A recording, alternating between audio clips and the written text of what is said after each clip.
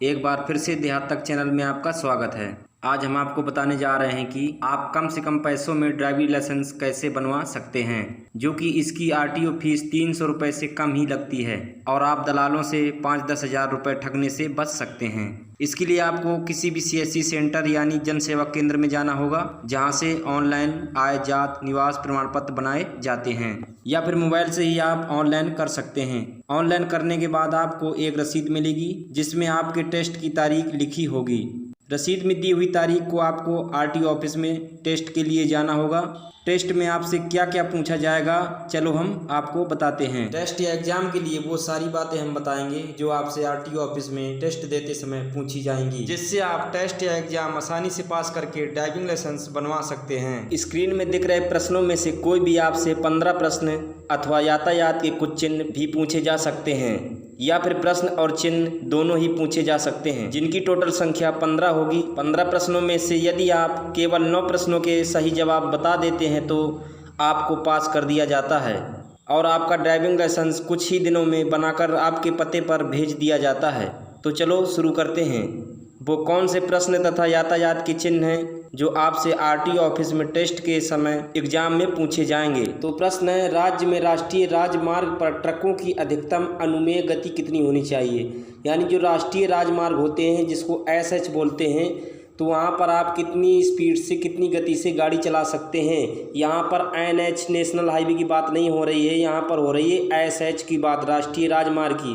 तो राष्ट्रीय राजमार्ग में लोगों को 60 किलोमीटर प्रति घंटा की रफ्तार से गाड़ी चलाना चाहिए, इससे ज़्यादा गाड़ी नहीं चलाना चाहिए। अगला प्रश्न है, शिक्षण संस्थान के पास दुपहिया वाहन की अधिकतम अनुमेय गति कितनी होनी चाहिए। यहाँ पर पूछा गया है शिक्षण संस्थान यानी स्कूल विद्यालय अगर कहीं पर हैं तो उसके सामने से आप गाड़ी निकाल रहे हैं तो उसकी स्पीड 25 किलोमीटर प्रति घंटा की रफ्तार से होना चाहिए, इससे ज़्यादा गाड़ी आप वहाँ से तेज गति में ना निकालें। अगला प्रश्न है, पीछे की ओर 1 मीटर 100 सेंटीमीटर तक बाहर निकले हुए भार की अनुमति है। उत्तर में है मालगाड़ी। मालगाड़ी में 100 सेंटीमीटर बाहर भार को निकाल सकते हैं। अगला प्रश्न है, जब लॉरी भरी जा रही हो तब क्या करना चाहिए। तो उत्तर में है दोनों ओर से भार बाहर निकला हुआ नहीं होना चाहिए। जी हाँ, कहीं भी आप गाड़ी को ले जा रहे हैं उसमें भाड़ा लादे हुए तो भाड़े को बाहर ना निकालें। अगला प्रश्न है, मालगाड़ी के पीछे के भाग से बाहर रख सकने वाले भार की अधिकतम लंबाई कितनी होनी चाहिए। यदि आप गाड़ी में कोई भाड़ा लादे हुए हो तो गाड़ी के बाहर भाड़ा को नहीं निकालना है, कोई भी सामान नहीं निकला हुआ होना चाहिए। यदि यह निकलता है तो 100 सेंटीमीटर निकाल सकते हैं, इससे ज़्यादा आप बाहर सामान को नहीं निकाल सकते हैं, नहीं तो चालान हो सकता है। अगला प्रश्न है, शहरों में भारी मोटर वाहनों की अधिकतम अनुमेय गति कितनी होनी चाहिए। शहरों में जब आप मोटर गाड़ी चलाते हैं तो उसकी स्पीड कितनी होनी चाहिए।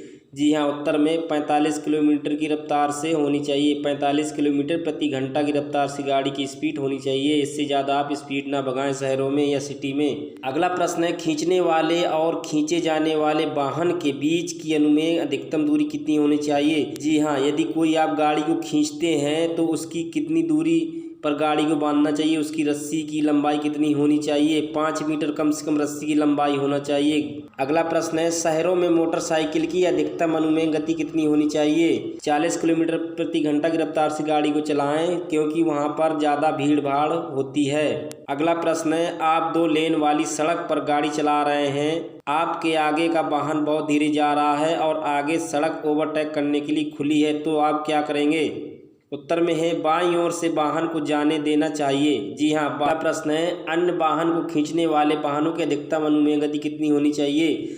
जी हाँ, जो कोई गाड़ी को खींचता है, कोई गाड़ी खराब हो गई है तो उसको जोड़े हुए गाड़ी है, उसको गाड़ी खींच रही है तो उसकी स्पीड 24 किलोमीटर प्रति घंटा के हिसाब से चलाना चाहिए दोनों गाड़ियों को। अगला प्रश्न है, घाट सड़कों पर 30 किलोमीटर प्रति घंटा से अधिक गति से चलाने की अनुमति नहीं है, वो वाहन कौन से हैं। Motor car. जी हाँ, सड़कों पर 30 किलोमीटर प्रति घंटा के हिसाब से चलाना चाहिए। अगला प्रश्न है, वो परिस्थितियां जिसमें मोटरसाइकिल 60 किलोमीटर प्रति घंटा की गति से चलाई जा सकती है। जी नहीं, मोटरसाइकिल की स्पीड 50 किलोमीटर प्रति घंटा की रफ्तार से चलाना चाहिए और ऐसी कोई भी स्थिति नहीं है जो मान्यता हो कि आप इससे ज़्यादा स्पीड चलाएं। अगला प्रश्न है, रात के समय शहर में मोटरसाइकिल की अधिकतम गति कितनी होनी चाहिए, कितनी स्पीड होना चाहिए रात के समय मोटरसाइकिल की? तो 30 किलोमीटर प्रति घंटा के हिसाब से मोटरसाइकिल को रात में चलाना चाहिए। अगला प्रश्न है, मालगाड़ी में ले जाने सकने वाला अधिकतम अनुमेय वजन कितना होना चाहिए? जी हाँ, आप वाहन में कोई भी भाड़ा लादे हुए हैं तो उसका परमिट के अनुसार अनुमति होती है। परमिट में खुद लिखा होता है, जो आपका रजिस्ट्रेशन सर्टिफिकेट होता है गाड़ी का, उसमें खुद लिखा होता है कि आप कितना वजन ला सकते हैं। अगला प्रश्न है, मालगाड़ी में अधिक लदान के लिए लगने वाला न्यूनतम जुर्माना कितना है? जी हाँ, ओवरलोडिंग का आपका कितना जुर्माना हो सकता है मालगाड़ी में? 2000 रुपये। कम से कम आपका 2000 रुपये जुर्माना लगता है ओवरलोडिंग का। ज़्यादा से ज़्यादा तो आप भाड़ा के ऊपर ही निर्भर करता है, वजन के ऊपर निर्भर करता है। अगला प्रश्न है, शिक्षण संस्थान के पास ऑटो रिक्शा की अधिकतम गति कितनी होनी चाहिए? जी हाँ, कोई शिक्षण संस्थान है जैसे कि विद्यालय, वहाँ से आप वाहन को निकालते हैं, ऑटो रिक्शा को निकालते हैं तो 25 की स्पीड में ही वाहन को चलाना चाहिए विद्यालय के सामने। अगला प्रश्न है, शिक्षण संस्थान के पास हल्के मोटर वाहन की अधिकतम गति कितनी होनी चाहिए? जी हाँ, 25 किलोमीटर के हिसाब से ही शिक्षण संस्थानों या विद्यालयों के सामने से गाड़ी निकालना चाहिए। अगला प्रश्न है, घाट सड़कों पर मोटर कार की अधिकतम गति कितनी होनी चाहिए? जी हाँ, घाट सड़कों पर तो 40 किलोमीटर प्रति घंटा के हिसाब से गाड़ी चलाना चाहिए, क्योंकि वहाँ पर भीड़ भाड़ ज़्यादा रहती है और दुर्घटना होने की संभावना रहती है, इसलिए 40 की स्पीड पे ही गाड़ी चलाएं वहाँ पर।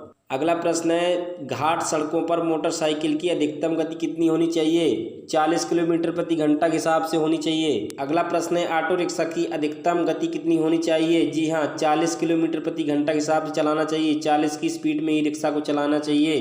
तो मिलते हैं अगले वीडियो में बहुत ही महत्वपूर्ण प्रश्नों के उत्तर लेकर के, जिसमें आप आसानी से पढ़ करके या सुन करके आपका ड्राइविंग लाइसेंस बन जाएगा। यदि इसके पहले आपने चैनल को सब्सक्राइब नहीं किया है तो हमारे चैनल को सब्सक्राइब कर लें, जिससे कि आने वाला हर एक वीडियो आपको सबसे पहले मिलता रहे।